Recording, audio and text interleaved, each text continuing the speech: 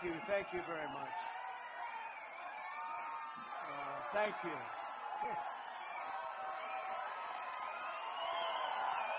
Thank you.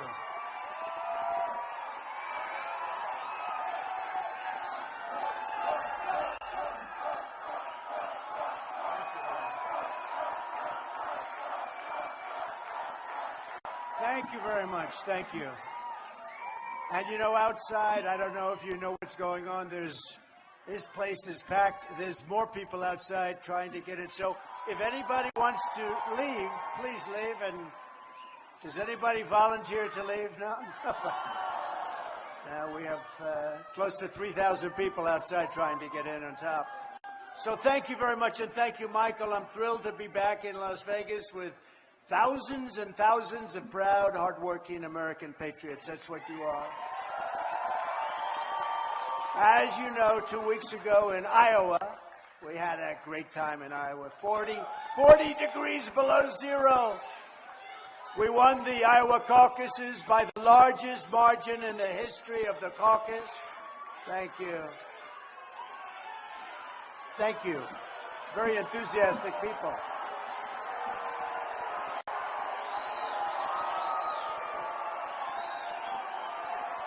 No, they're friends. They're friends.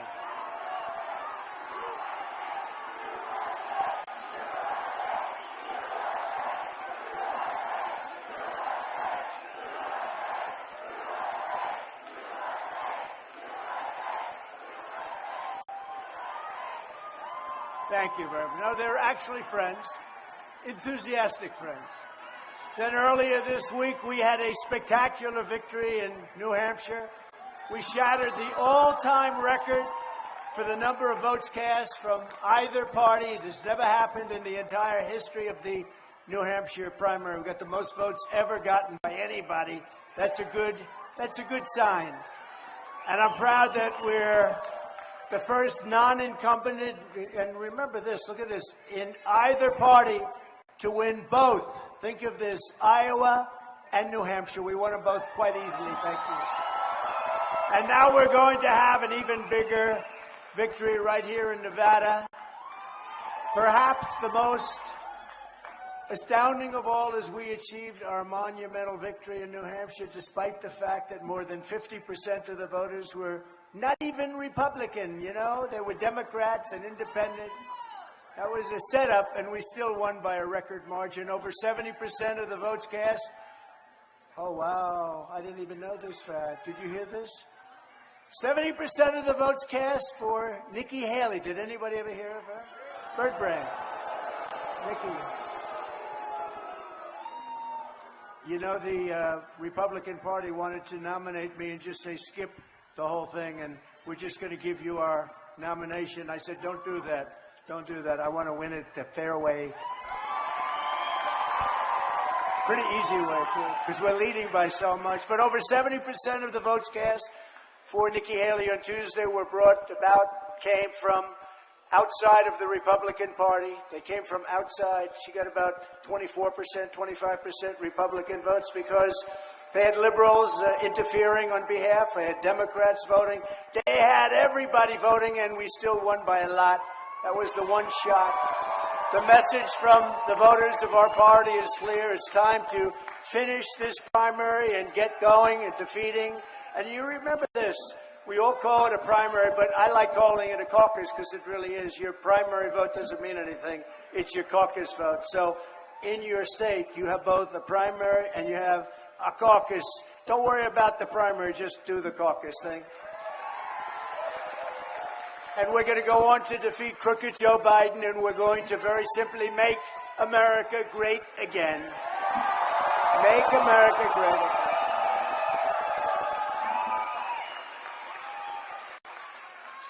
So it's very important to remember that, you have a big thing coming up. Don't waste your time on primary. Waste all of your time on caucus.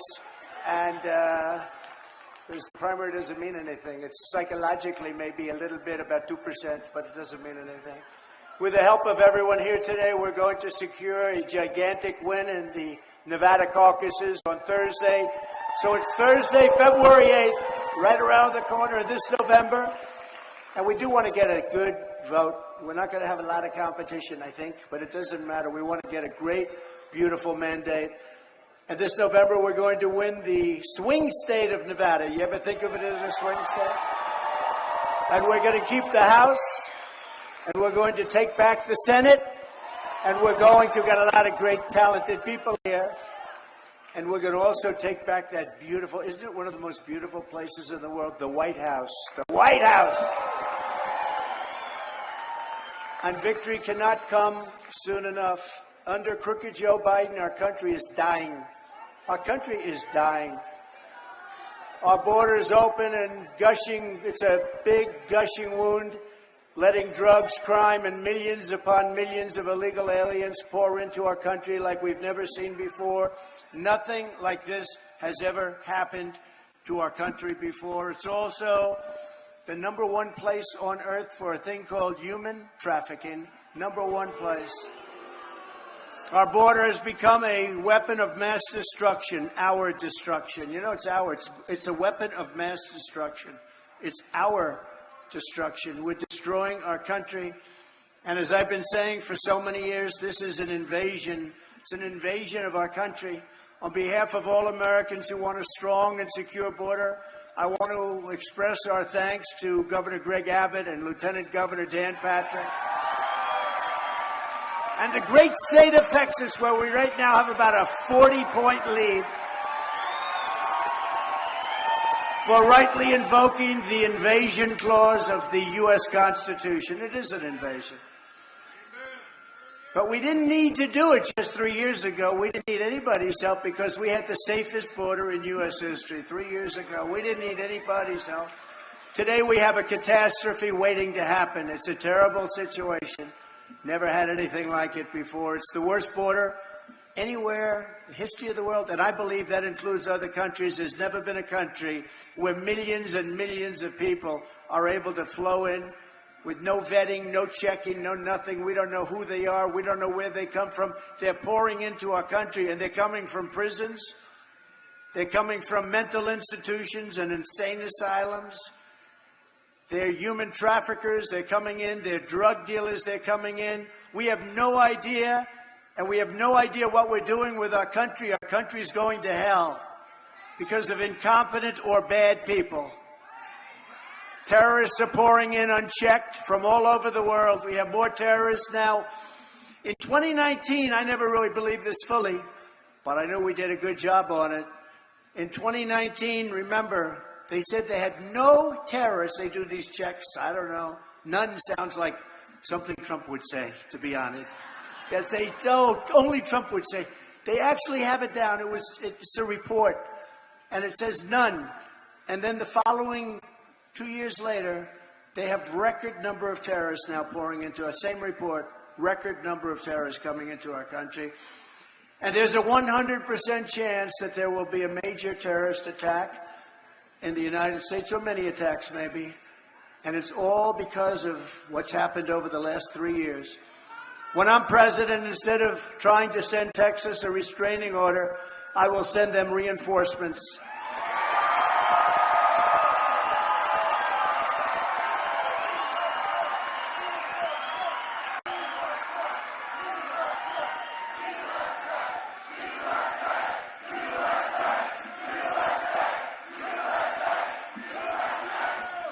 Instead of fighting border states, I will use every resource, tool, and authority of the U.S. president to defend the United States of America from this horrible invasion that is taking place right now. There's never been anything like it.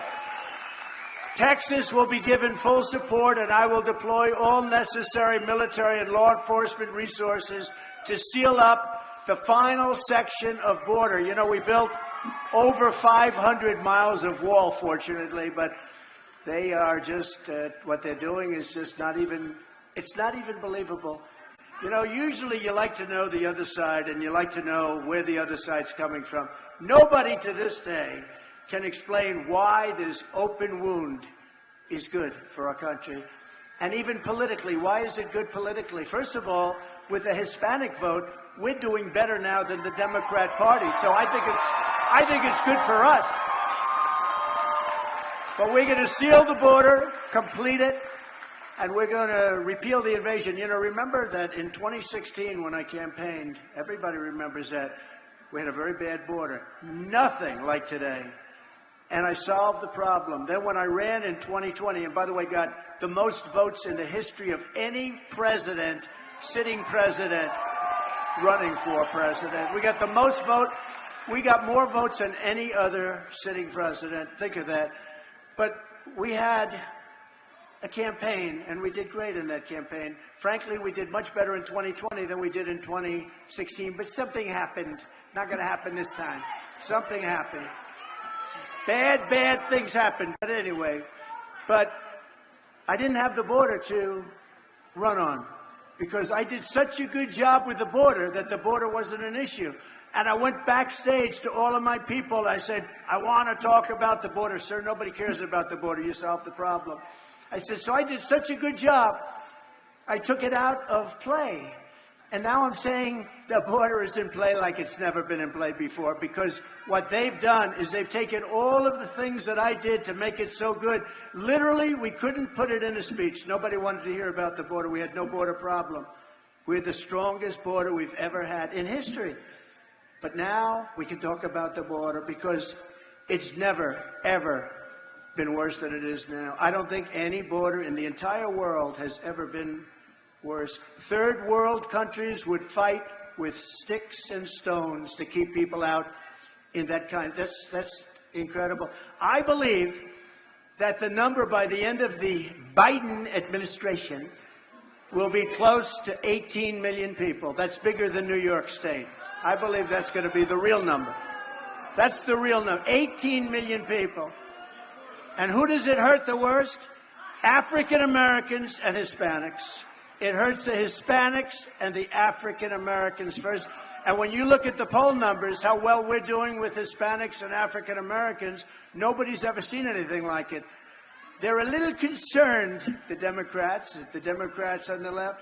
It was just announced that 302,000 illegal aliens trespassed across our border last month. 302,000. That's an all-time, by the way, that's an all-time record. There's never been a number like that. Last month, 302,000. That's bigger than most cities in our country. Yet unbelievably, rather than helping Texas to build our border security up, crooked Joe Biden is fighting Texas to tear our beautiful border security down. They're cutting all the wire. Let's cut the wire. Let everybody in. No. They want open borders. They could have solved, in 3 weeks, I would have been able to get another 150 miles of wall up. Think of that. All they had to do, the wall was there. All they had to do is put it up. It was all set to be put up. And you know what they did? They sold it for 5 cents on the dollar. They sold it as scrap. They want to have open borders, and you're going to remember that come November. And now they're trying to blame anybody that they can. They're going to blame your great Lieutenant Governor who's here. I appreciate it. We're going to introduce him in a second. They're going to blame you. They're going to blame the governor. They're going to blame me. They're going to blame everybody. They're going to blame Leo. They're going to blame Leo 2.0. Look, Leo. They're going to blame you, Leo. But Leo can handle it. That's what Leo can handle it. Thank you.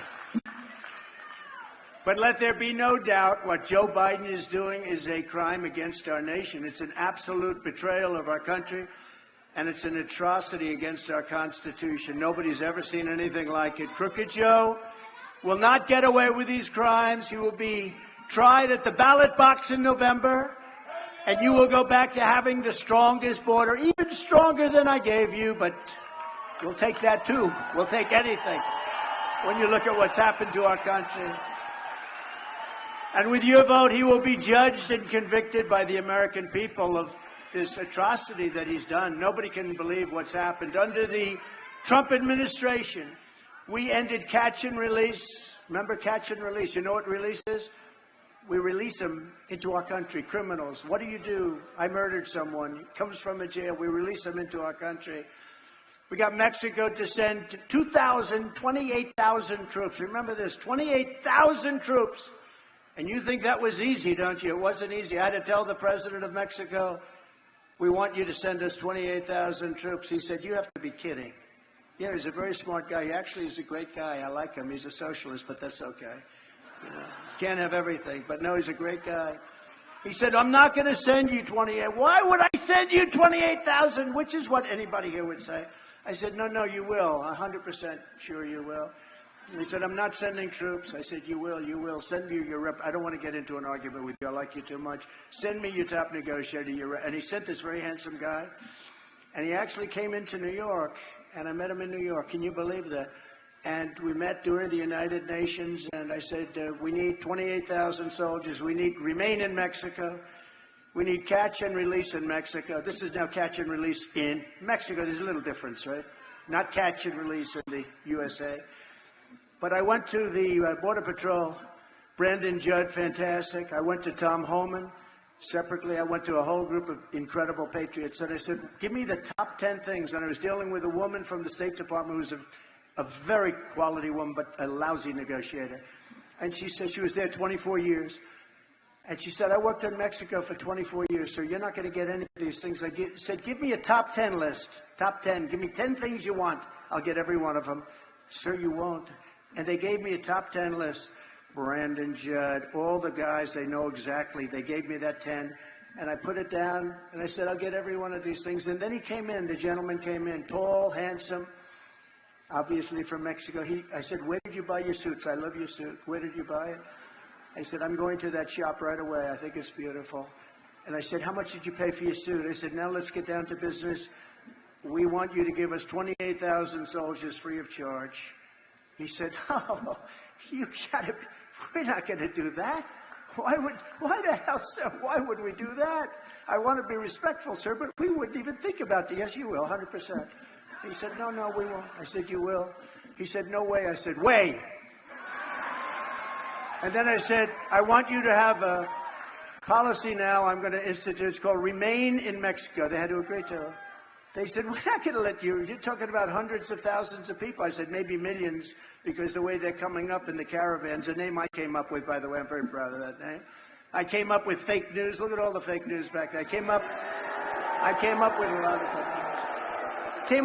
lot of good names. I said, no, we want a remain in Mexico policy. Nobody ever even heard of that. Remain in, it sounds nice, right? Not remain in the USA, remain in Mexico until they can be vetted, which might take about 3 years. And I said, remain in Mexico. I want catch and release in Mexico. And I wanted other Title 42. I wanted Title 42 to keep people that had big problems out. I wanted a policy where we bring children back to their parents, wherever they may be. And we had that very strongly. All things that they said, no. He kept saying no. I said, listen, you're saying no to everything, right? Yep. Here's the story. These 10 things, I want them. I'm going to give you one last chance. We can't do it, sir. We just can't. I said, here's the story.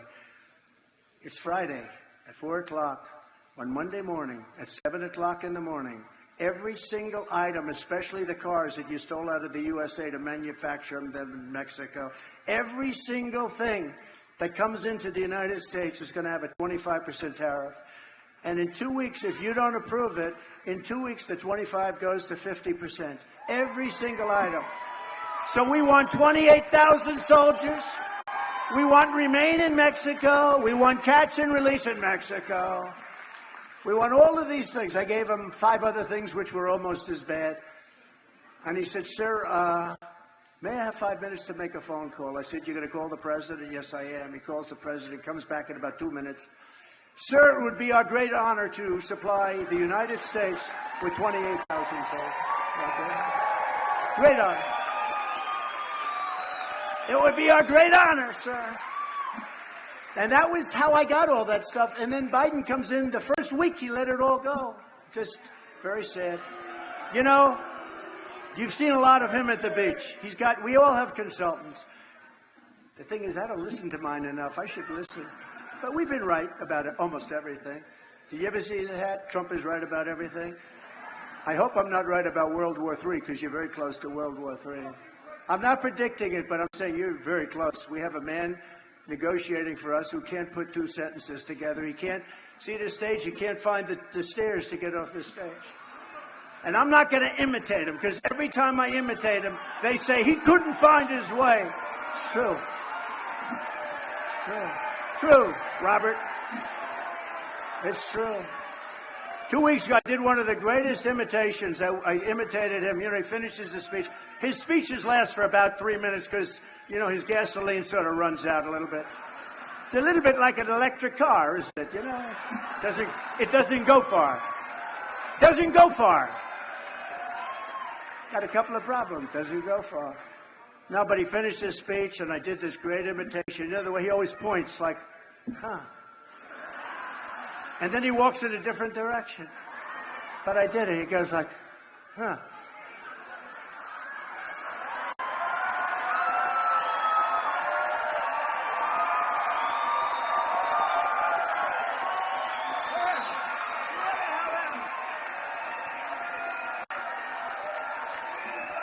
And then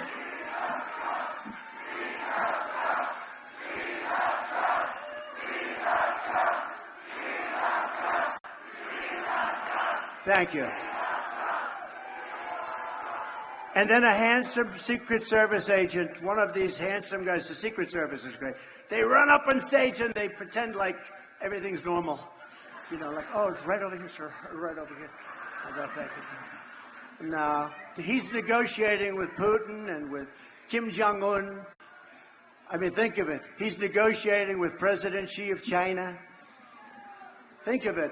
Kim Jong-un, North Korea, he's negotiating. I did a good job with Kim Jong-un. We had a very good relationship. People don't like it when I say that. But we were very safe when I was your president. You're not safe now. But you're very close to a third world war. And, you know, the bombs are starting to drop all over the Middle East again. You see that, right? And all those things could be fixed to our benefit with strength. To our benefit with strength. And Israel would have never happened. And Ukraine would have never happened. There wouldn't have been an attack on Israel. There wouldn't have been an attack on Ukraine. And we wouldn't have had any inflation. Inflation was caused by energy, by fuel, by oil going to $100 and $110 a barrel. But our border was perfect. But remember this, so I did the imitation. And the next day, all over television, see Trump get off. He can't get off the stage either. They're the same. Then they said, we don't like these 81, 82-year-old people. I said, I'm 77. 5 years is a big difference. But you know, no, they always say I'm 81. They say, like, we're not the same age. But you know what? I know guys. I know one man who became a billionaire. He was sort of not a loser. He was a very smart guy, but his whole life he never was able to make money. On his 80th birthday, he made a deal, and he became a billionaire from 80 to 90. And to this day, he's very sharp. He was sharper, and he told me he felt stronger and smarter. I'll tell you what, I feel sharper now than I did 20 years ago. I really do. I don't know. It's probably not true. It's probably not true.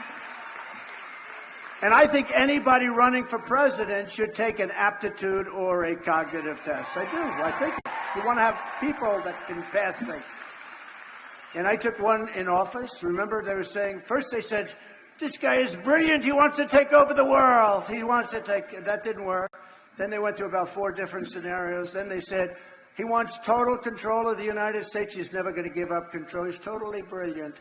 Then they went to a different one. That didn't work too much. That didn't scare people. Then they said, he's dumb as a rock. He's dumb as a rock. I said, oh, that one I don't like. So I said to Doc Ronnie, do you know Doc Ronnie? From Texas, the White House doctor. Doc Ronnie, he's the great doc. He's a doc, doctor, White House doctor. For Obama, for Trump. He was Obama. And they asked him, who is in better health? Who's more physically fit? You know what he said? Trump. And I said, I'll endorse that guy anytime. He said Trump would live to 200 years old if he wouldn't eat so much junk food. Sort of interesting. Dr. Ronnie Jackson. So he was an admiral, a doctor, White House doctor. Now he's a great congressman from Texas. And I said to him, you know, Ronnie, I'd like to take a cognitive test. I never heard of it before, but whatever it is. I like tests. I've always liked tests. Tests are very interesting. And, you know, I had an uncle. He's the longest-serving professor, Dr. John Trump, in the history of MIT. Same genes. We have genes. We're smart people. We're smart people, you know? We're like Mr. Lieutenant Governor, we're like racehorses too. You know, the fast ones produce the fast ones, and the slow ones doesn't work out so well, right? But we're no different in that sense. But I said, so what do you think, Ron? He said, well, you're going to take it. The thing is, it's a very public test because we're doing it at a great hospital, Walter Reed, a great hospital. They have incredible doctors. I said, is it tough? He said, yeah, it's a tough test. The first couple of questions are easy, like they'll have a lion, a giraffe, a whale, and a shark. And they'll say, which one's the lion, okay? And that's all the press covered, the first question. They didn't cover the last question. Multiply 4,733. Multiply times 7. Divide, without paper and pencil, by the way. Divide it by 4. Add up another 37 and a half, 0.5. I remember that. And what's your number? How many people in this room could do it? Not too many. Or they give you 6 names in a row. I took a lot of heat on this. They give you 6 names in a row at the beginning. Sir, I'm going to give you 6 names. Good. They look at them. A chair, a hat, a badge, a necklace, and they vote. Those things. We're going to give you 6 things. And I say, good, what's going on? Can you rename them? So I name them. Then they go back, and if you can do it in order, that's even better.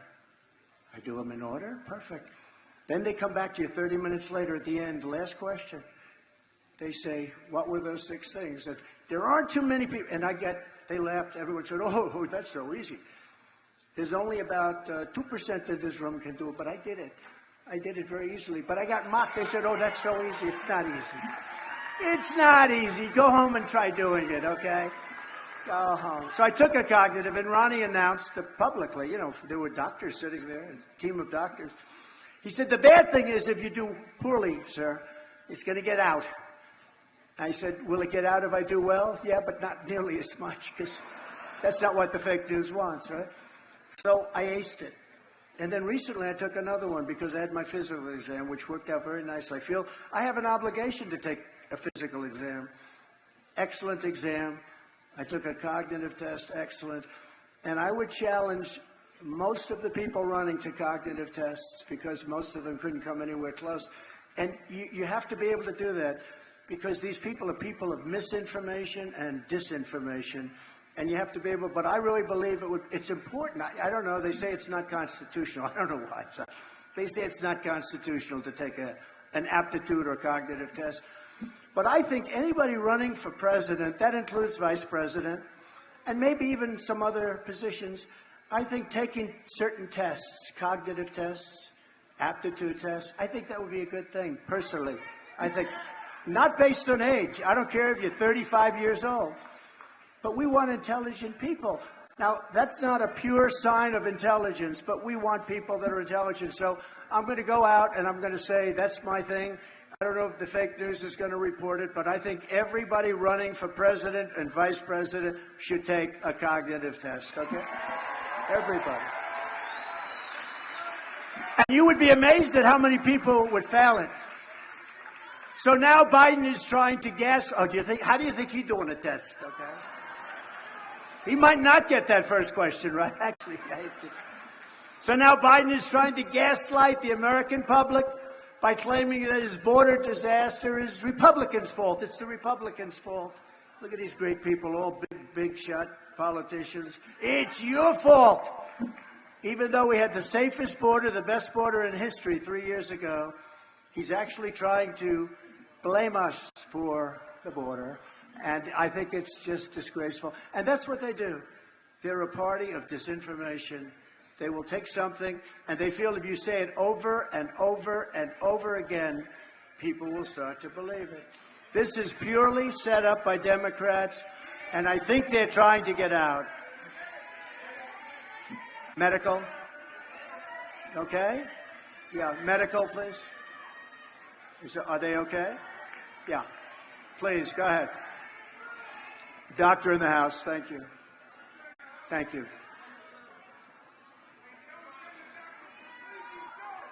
I love those people. You know, they're waiting outside for 10 hours, 12 hours. I love you, darling.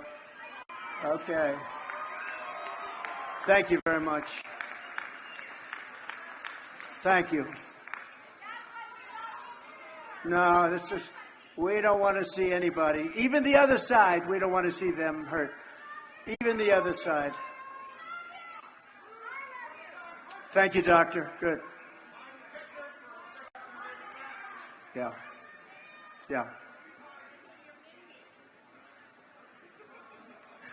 Take your time, doctor. These are our great friends. These are our loyal and credible friends. We take care of everybody, but we take care of our friends.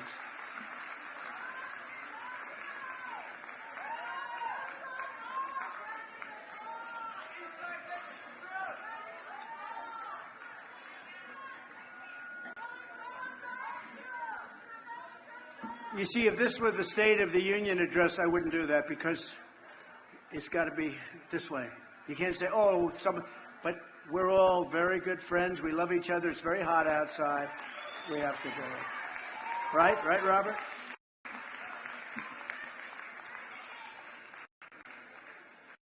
Thank you, doctor. Great job. Thank you.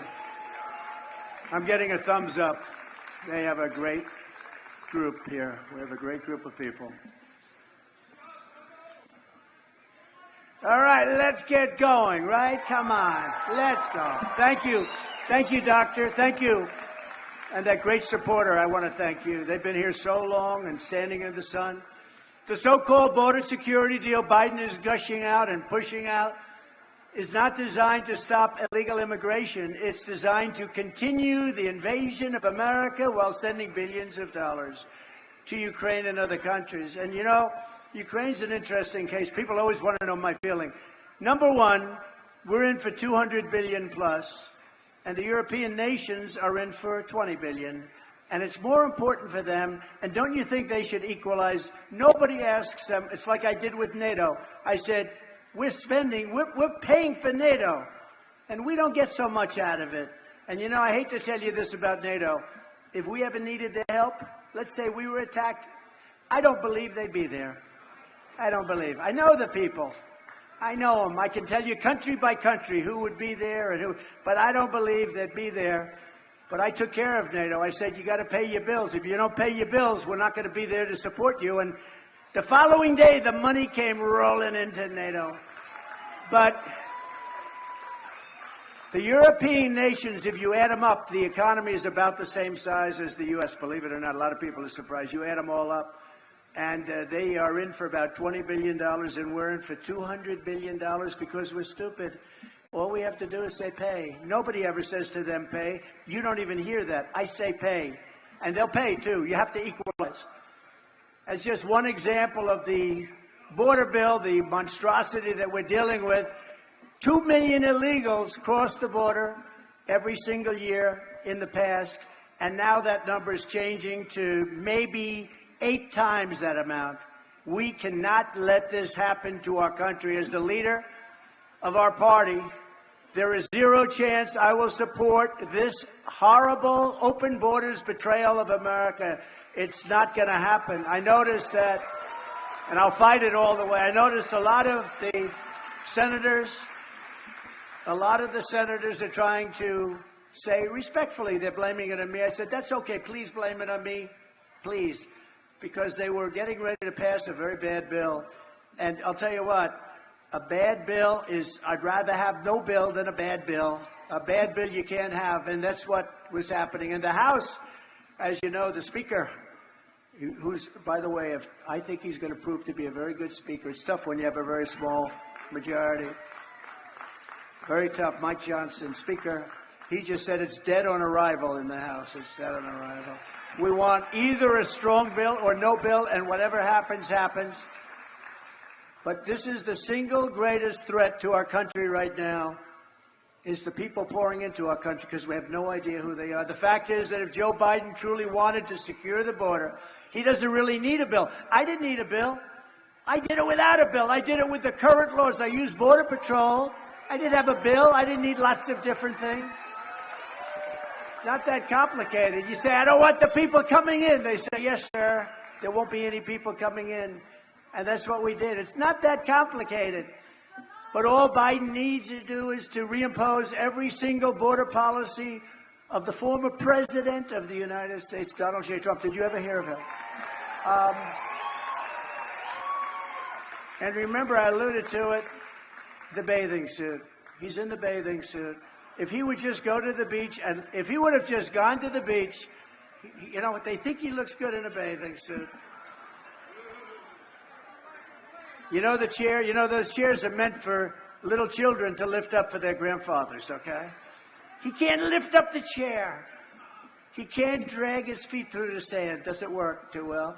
Remember what he said, I'd like to take him behind the barn and punch him. Remember? And they all thought, the fake news said, isn't that nice? Isn't that cute? Oh, that was such a cute. Supposing I said that about him, I'd like to take him behind the barn and give him a shot. They'd say, he's a fascist. He's a fascist. They would call me a fascist. With him, he can say it. They thought it was so cute. I remember when he said that. And you know what would happen if he took me behind the barn? I'd go like this.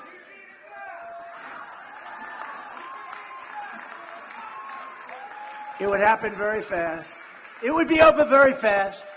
But they called me a fascist when I suggested it. Every day, Biden's extremist open borders agenda is destroying innocent lives. Last month in Texas, a savage illegal alien monster was charged with brutally murdering a 16-year-old Texas high school cheerleader, murdered her, stabbing her 19 times and leaving her body in a bathtub. He was let into our country illegally. And the crime is rampant, by the way. In New York, in the Roosevelt Hotel, they say they're fighting everybody, including themselves. They're beating the hell out of each other.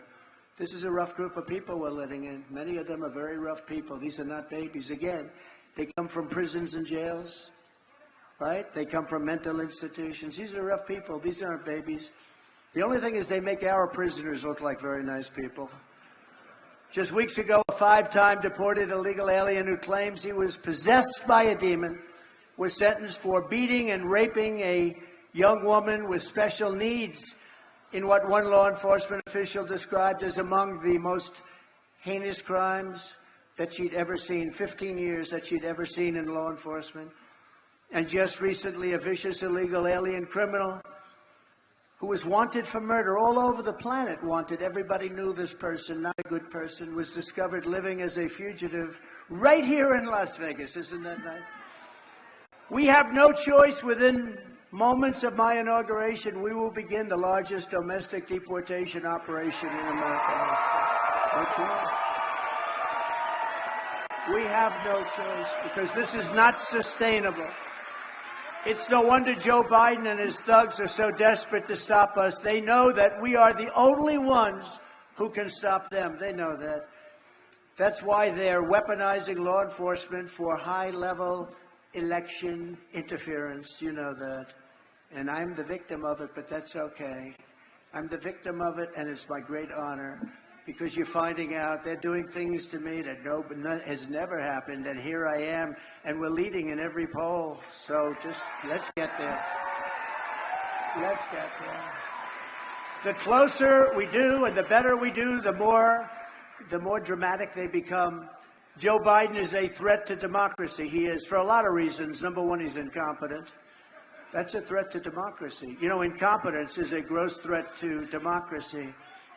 But he's a real threat. What they're doing with elections and election interference, as an example, what they do with me. Look at yesterday. Look at all this crap that's going on. But we keep marching forward. We just keep going. And somehow it all works out. Somehow people say, how do you do it, sir? How do you do it? I get two questions. If you had it to do again, would you do it? Because, you know, in history, they say the president that was treated the worst was Abraham Lincoln, but he had the Civil War, you know, so he had a little Civil War going. Abraham Lincoln. And Jackson was treated very badly, and a couple of others were treated. Andrew Jackson, he was treated very badly, and a few others.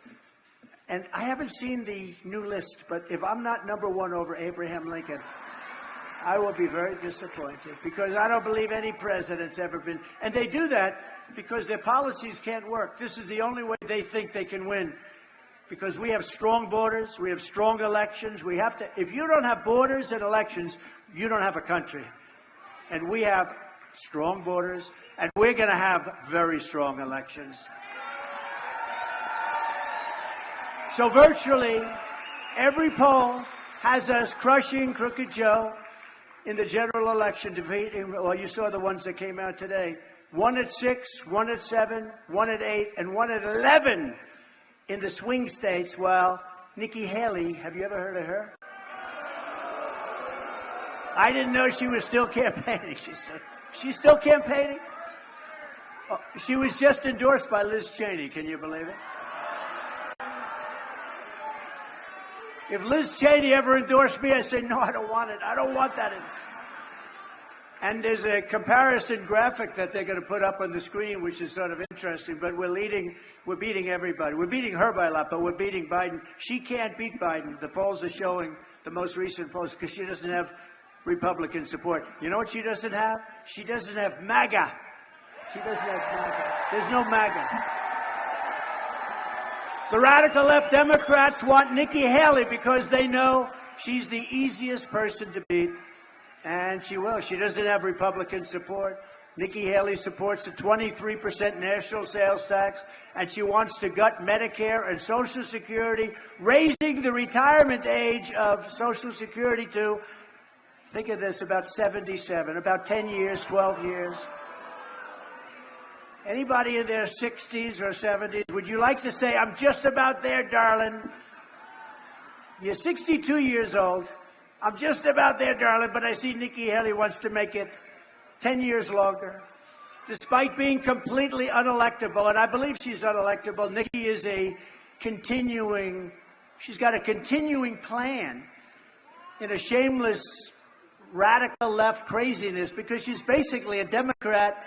She's almost a radical left Democrat, which is hard to win elections like that. But it's like they use certain things as like a Trojan horse in the Republican primaries. Haley made a corrupt deal to sell out to the radical left, taking the Democrat money from donors and recruited all the votes. In the primaries that you just saw, she got killed in both of them.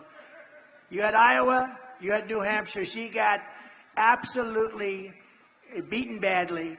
And she tried to cancel out Republicans, and she sort of did. She only got 25% of the Republican vote. In Iowa, where she came in a distant third.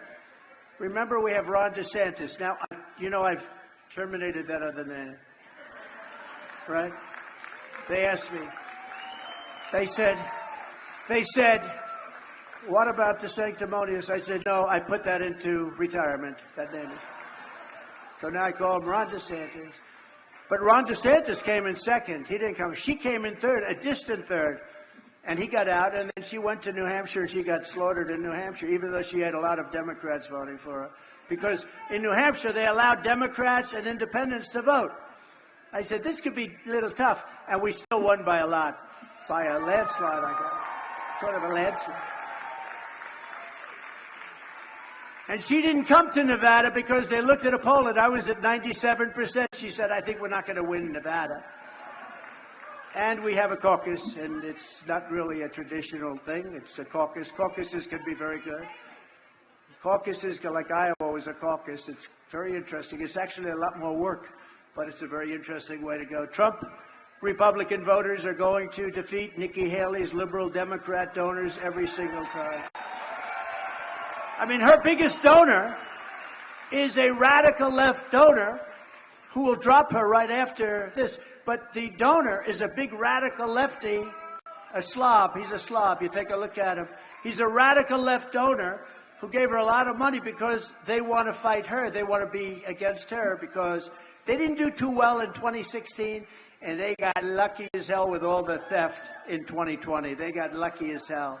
They don't want to go through that again. So now they've weaponized. They hope that's going to be their new form of cheating, weaponizing. They want to weaponize the FBI, the DOJ. That's going to be their form of cheating. The radical left Democrats rigged the presidential election in 2020, and we're not going to allow them to rig the presidential election of 2024.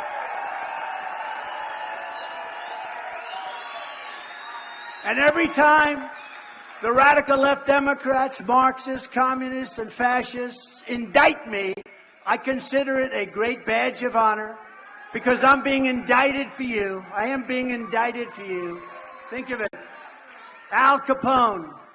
I got indicted 4 times. This was not in my books, you know. I went to the Wharton School of Finance. They didn't teach indictment 101.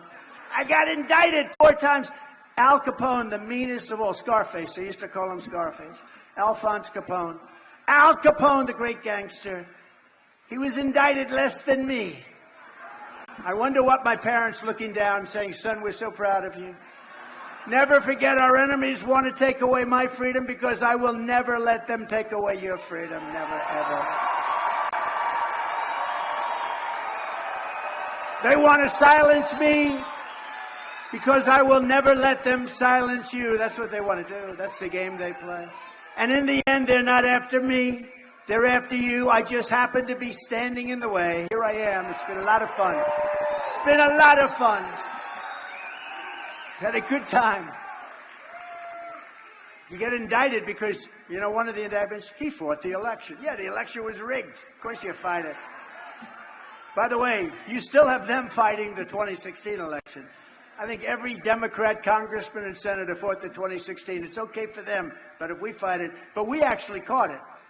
And it was rigged, and it was stolen. Did you see where Biden, 2 days ago, said, I want to see the real governor of Virginia? In other words, he said the election was rigged and stolen.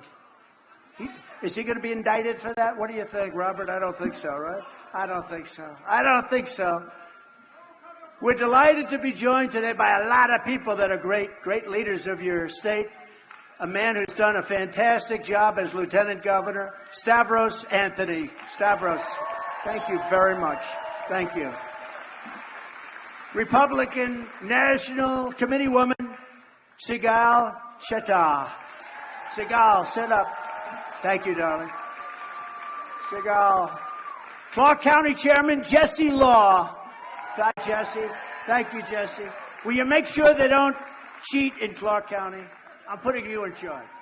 Because we had a lot of problems with Clark County last time. Thank you, Jesse. I appreciate it.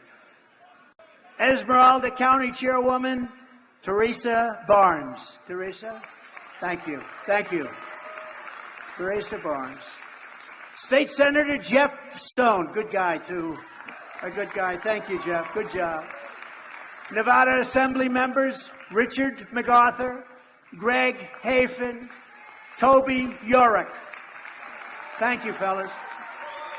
Got a lot of power in this room. We got a lot of power in this 100-degree room, don't we? You know, the fake news, sometimes it's 100, 110 degrees. Sometimes it's some of these buildings weren't built for this, right? Crowds like this. And if I'm a little bit wet, they say, oh, he was sweating. He was sweating. I don't think there are too many people up here that wouldn't be sweating. Not too many people could speak the first paragraph. But you know what? It's great. And the people are getting very close to getting in now. I hope they haven't missed too much. U.S. Senate candidates, really good people. Ambassador Jeffrey Gunter. Jeffrey.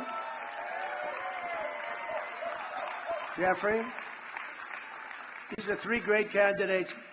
Sam Brown and Amy, his fantastic wife. Sam Brown. Thank you, Sam. Thank you, Amy. Thank you very much. Great.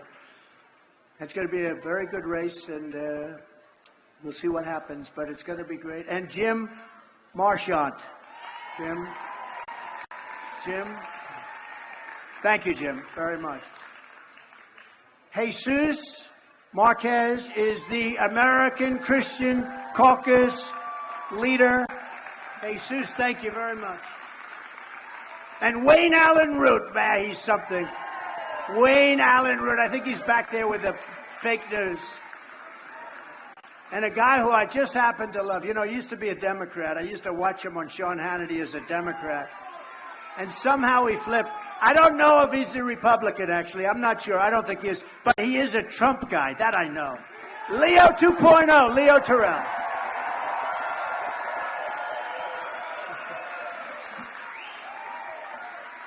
He's great. He's a great guy. Boy, I'd like to have him as my lawyer. I could use you. Do you want to get out of this television business, Leo? Former acting Attorney General of the United States, Matt Whitaker. Matt. Thank you very much. And a warrior, Kash Patel, a warrior. He loves it. He loves war.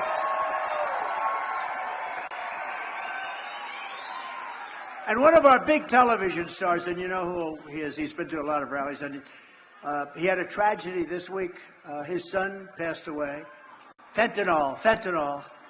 And he is a fantastic person and a great television personality, but your boy is up there looking down on you, Rick Harrison. He's looking down on you, and he loves you, and he's proud of you.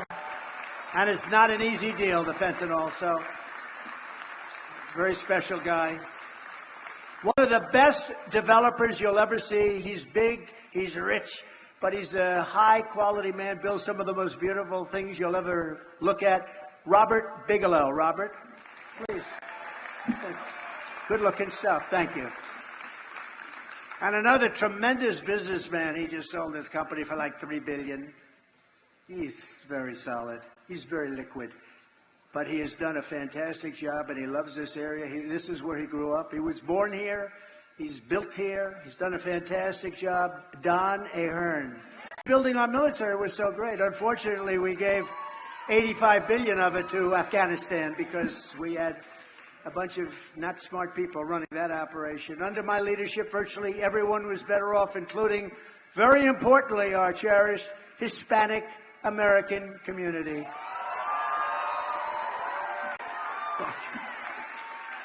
By the way, did you see the poll today? I'm leading in the Hispanic community. I'm leading. That's right. Right? It's the first time in the history of the poll, this particular one, where a Republican is leading with Hispanics.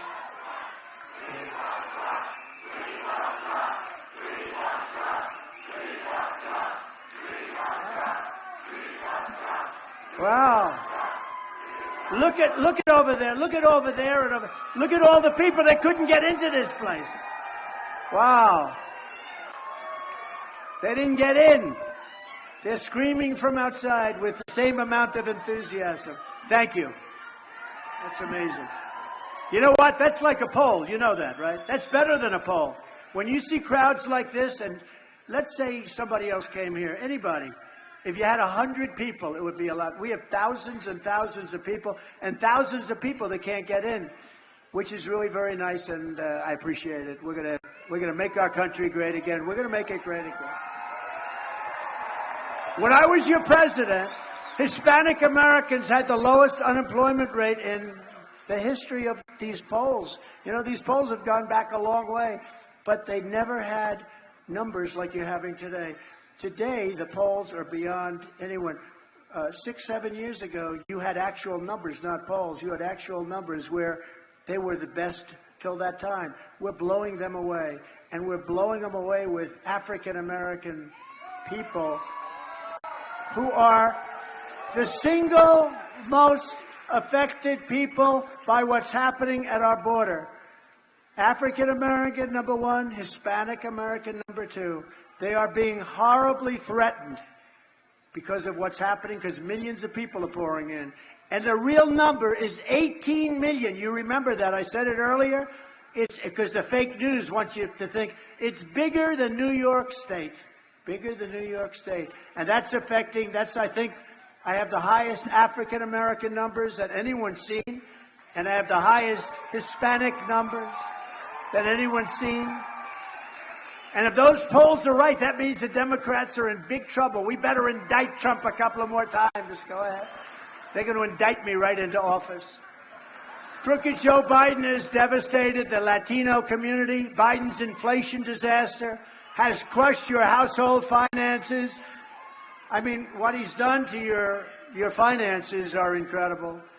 He's crushed your finances, and his open borders policy, they've demolished your wages. His inflation that he caused, it would have been so easy not to. All it was is energy. Remember this: gasoline, fuel, oil, natural gas went up to a level that it was impossible not. That's what caused inflation. And we're going to bring it down because we're going to go drill, baby, drill. We're drill, baby, drill. We're bringing it way down.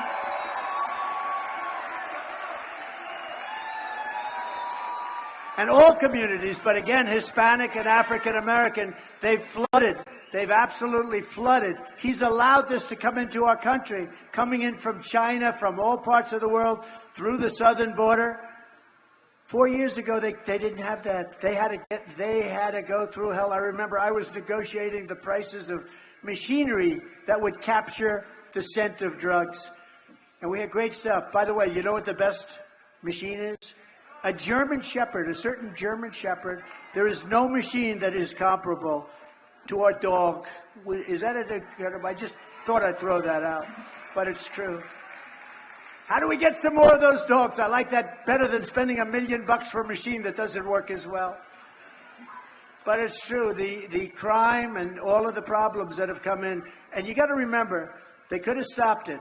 But the black community and the Hispanic community is affected more than anybody else by far. And so remember that when you go to the polls, and especially when you go in November. But on top of it all, Crooked Joe, and I call them thugs, they're persecuting Catholics. Anybody in here Catholic? Anybody? They are persecuting Catholics. I don't know how, I've never seen anything like it. The FBI, the DOJ, is persecuting Catholics. And yet, the Catholic vote, you know, with the evangelicals, I got 88%. With the Catholics, we got 50-50. It was a 50-50. I think that's going to change. Catholics, for whatever reason, are being persecuted by, you talk about weaponization, persecuted by Joe Biden's DOJ and FBI. So Catholics, will you remember that, please, in November? I'm sure it'll only get worse. Every disaster Joe Biden has created for Hispanic Americans, I will solve. I'll get it solved, and I'll get it solved and start the process on day one. On day one, we will start that process. That's why we're going to win the record share of Latino votes, the first time ever. We're going to get the record share. And we'll get the highest number of African American votes ever recorded, and I think pretty much everyone is agreeing on that. You know, Senator Tim Scott was on television yesterday, and he said Trump has done more for African Americans than any other president. Opportunity zones, I did that with him. Funding for the black colleges and universities, they had no funds. They would come to the, I'll never forget it. The heads of the black colleges, universities, they would come in and they'd see me every year. I say, after 2 years, I said, what are you doing? They said, for many years, we come in and see the president and we have to beg. He used that term, a great guy. A lot of really good people work hard. They came in and they need funds to keep their schools going. And then you have Harvard, you have all these other places with billions and billions of dollars, and they still get funds, which is pretty stupid, right? But they'd come in and they'd see me and they'd say, we need help. And after the third year, I said, what are you doing this for? And I got them long-term financing, more money than they asked for. And Tim Scott was relating that story today, and many other things, by the way. But you ought to look at opportunity zones. There's never been an economic development program, I think, that for Black Americans and Hispanic Americans, there's never been an economic program like that, opportunity zones, and nobody likes to talk about it, but it's one of the most successful economic development programs. And just to finish that off, I also happen to do a thing called criminal justice reform that Joe Biden didn't want, and a lot of people didn't want it, and a lot of liberal people and some conservatives, it's interesting, had a lot of conservative support and a lot of liberal support. Not a lot of support in the middle, but we got that done. So between those 3 or 4 things, nobody's ever done what I've done for the black community. And Tim, I appreciate Tim saying it this morning on one of the fake shows. Before I even arrive at the Oval Office, shortly after we win the presidency, I will have the horrible war between Russia and Ukraine settled. I'll get it done fast. I know them both. And we will restore on this planet peace through earth. I am the only candidate who can make this promise to you. I will prevent World War III, and we're very close to World War III. We're very close to World War III. And on day one, I will end crooked Joe Biden's insane electric vehicle mandate.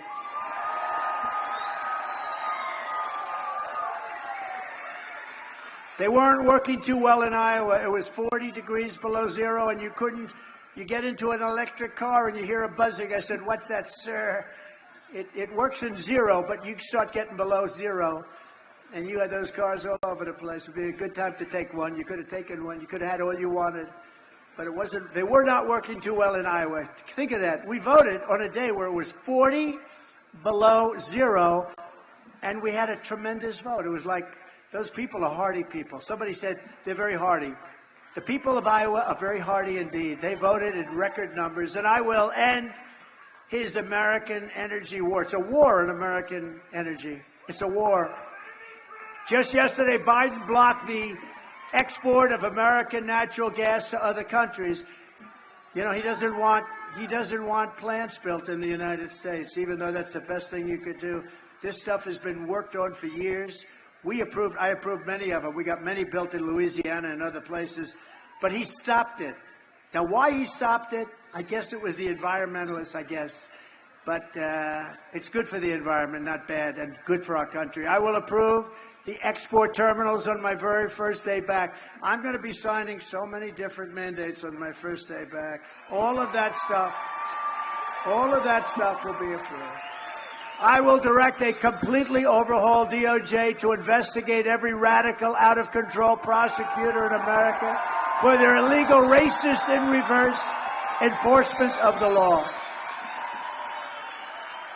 And I'm also going to indemnify all police officers and law enforcement officials throughout the United States to protect them from being destroyed by the radical left for taking strong action on crime. We don't want crime.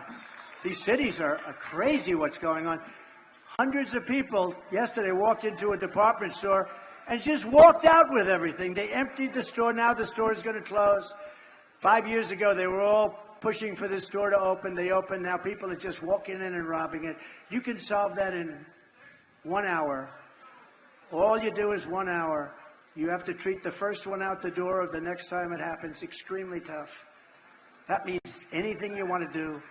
And as soon as that word gets out and you let people know, from now on you don't walk out with aspirin. You know, I have a building on 40 Wall Street, and we lost a big company, the big drug company where they sell drugs, drugstore. And I called the people. I said, "What happened?" He said, "The people steal everything off the shelves. We have to build glass." They built glass containers on the shelves. They're still. This is not just New York, all over the place. It's like a new form of crime. They walk in, they just take a bag. In some of these places, they don't prosecute you unless it's more than $2,000. In other words, you can take $2,000, anything more than that. But even that, they won't do anything. Guys walk in with bags. They go like this. They push everything into the bag, and they walk out the store. And they actually had an employee that got into a fight with one of these guys, and the company fired the employee for doing that. What is wrong with our country? What's wrong with our patriotism? We're going to rebuild our cities into beacons of hope, safety, and beauty better than they've ever been before. And we will help them on crime because we're not going to let them be crime-ridden monsters. And we will take over our horribly run capital of our nation in Washington, D.C., and clean it up, renovate it, rebuild our capital so that it's no longer a nightmare of murder and crime, but rather it will become the most beautiful capital anywhere in the world, which it was once before. You know, we didn't have the problem with, it's happened over the last couple of years, but 2 nights ago, 3 people were shot. They walked out. They come in from Nebraska. They come in from all over the country. 3 people are shot. They just shot. They don't even know why. They just shot. And people don't want to go there anymore. It's our capital. We will treat those people when we catch them. We'll catch them rougher than any people have ever been treated. And it'll all stop. It'll all stop. It's got to stop. Nobody wants to go there. And we will take all of the graffiti off the marble, and we will clean up the roads and rebuild the roads, and we will put medians in that aren't falling down all over the asphalt. I went there about a month ago for one of the Biden trials. You know, I got so many trials. I said, "Which one is it, sir?" "That's number 14. That's what they're doing. I got so many trials. So I'm going in. I'm going to a federal courthouse, which is in bad shape, very bad shape. But going there, I'm riding over paper that's been laying on the roadway. These are the major roads into Washington, D.C. Paper that's been laying there for 6 months. Cans, garbage. I say, can you imagine the median, you know, the median, the metal crap that they have that's always falling down before you even build the stuff. Somebody's a good lobbyist, but it's always falling down. I could ask Robert, what the hell is wrong with that stuff? You know exactly what I'm talking about. The day they put it up, it must be the sun, the heat, something. But it also gets hit, and it's laying out on the roads. And I'm saying, can you imagine you're the prime minister, you're the king, the queen of a country, you're the president of a country, and you're driving in, and you're driving over garbage to get to the White House or get to the Capitol, and you see roads that are in worse shape than most countries have, roads that have potholes all over them. You see graffiti all over the white marble columns. This is what's happening in our great Washington, D.C. We're going to take over Washington, D.C. We're going to federalize it. We're going to have the toughest law enforcement in the country. We're not going to have any more crime, and it's going to look beautiful. On day one, I will sign a new executive order to cut federal funding for any school pushing critical race theory, transgender insanity, and other inappropriate racial, sexual, or political content onto our children. And I will not give 1 penny to any school that has a vaccine mandate or a mask mandate. I'm not going to do it. And something I can't believe I have to say, but I guess I do, because who would have thought even 10 years ago this was necessary? Because there are politicians that think this is a wonderful policy because they're not smart people or there's something going on. I will keep men out of women's sports. Can you imagine? Can you imagine?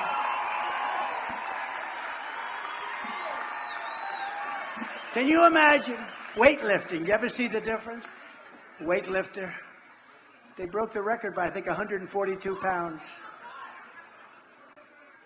The record stood for 18 years. They couldn't break it. A quarter of an ounce here, a quarter of an, they couldn't get it. This guy comes along. Have you ever lifted before? No, I haven't. Oh. He broke the record by like 142 pounds. I don't think that record will stand a long time.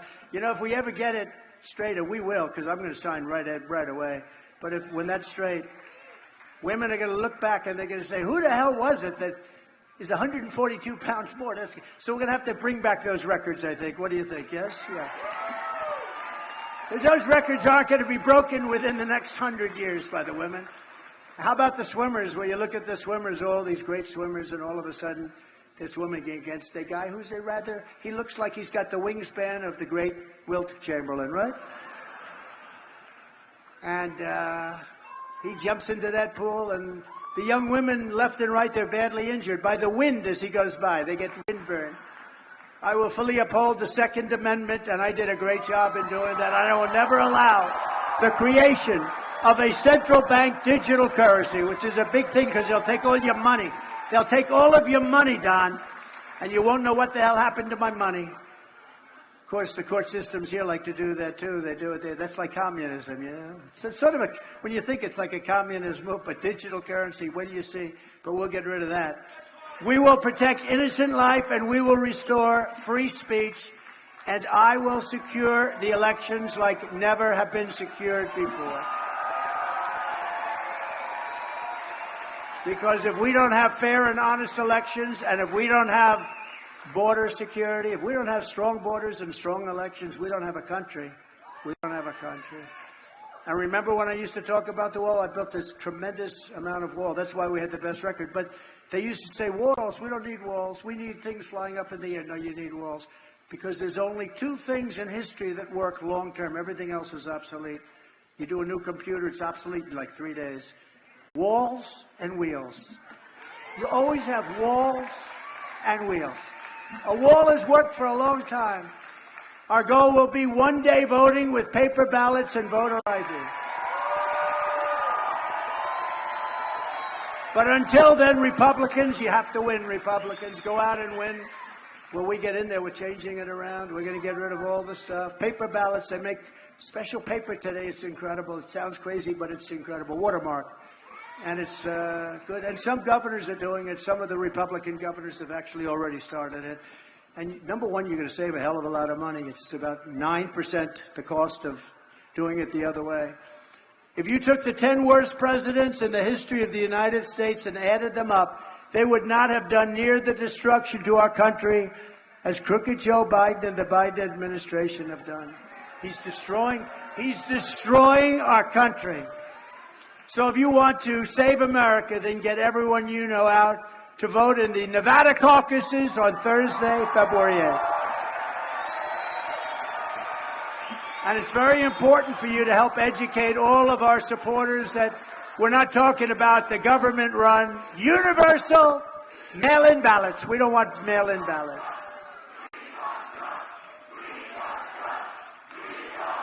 Thank you. Thank you. Thank you very much. Don't go on Tuesday, February 6th. That's 2 days earlier. Don't do it. Don't use a mail-in ballot. Don't do anything. It's a meaningless event. Totally. There are no delegates. It's a con job. We could have done it, but we really want to do it the right way and the legitimate way. And so don't do the 6th, do the 8th. Do the caucus, not the primary. The primary is meaningless. I don't know, maybe they'll try and use it for public relations purposes. Every time Trump supporters, and they need something, they have to go. What you have to do is caucus on February 8th. It's the only way you can vote for President Trump. So caucus on February 8th. And if you need any details, February 8th. If you have any details or need anything, it's Donald J. Trump, did you ever hear of him? .com. Okay? So in conclusion, when we leave this 109-degree room, from Henderson to Minden, from Elko to Reno, and from Carson City to right here in Las Vegas, we stand on the shoulders of Nevada patriots who crossed the ocean, settled a continent, tamed the wilderness, laid down the railroads, raised up those great skyscrapers, won 2 world wars, and lit up the most beautiful lights anyone's ever seen right here on the Las Vegas Strip. Together they built America into the single greatest country anywhere in the world. But now we're a nation in decline. We are a failing nation. We are a nation that has lost its confidence, its willpower, and its strength. We are a nation that has quite simply lost its way. But we are not going to allow this horror to continue. 3 years ago, we were a great nation, and we will soon be a great nation again. It was hard-working patriots like you who built this country, and it's hard-working patriots like you who are going to save our country. We will fight for America like no one has ever fought before. 2024 is our final battle. With you at my side, we will demolish the deep state.